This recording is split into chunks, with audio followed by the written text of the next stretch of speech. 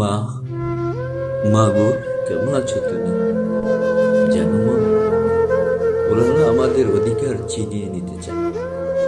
কথা বলার অধিকার, গান গাওয়ার অধিকার, বেঁচে থাকার অধিকার। তুমি বলো মা, তাই কি হয়?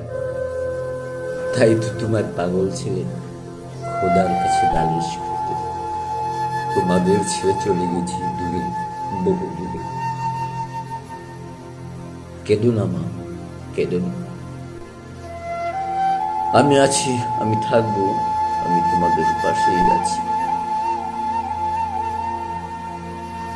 যতদিন না নম্রতের ওই মসনদ ভেঙে চুরে চুরমার না করে আমি বেঁচে আছি, আমি বেঁচে থাকবো।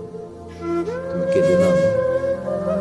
আমি আছি সংগ্রামী জনতার বুকে, আমি আছি বাংলার রাজপথে, আমি থাকবো বাংলার রাজপথে যতদিন ওই নম্রতের মসনদ ভেঙে চুরে খান খান না হয়ে যায়।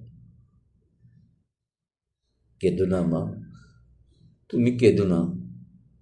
আমি বুক পেতে নিয়েছি 18 কোটি মানুষের দারিদ্রতার গ্লানি আর নম্রদের নৃশংসতার স্ট্যান্ডগানের গুলি। তবু তবুও তবুও আমি আজও বেঁচে আছি সংগ্রামী জনতার বুকের পাঁজরে।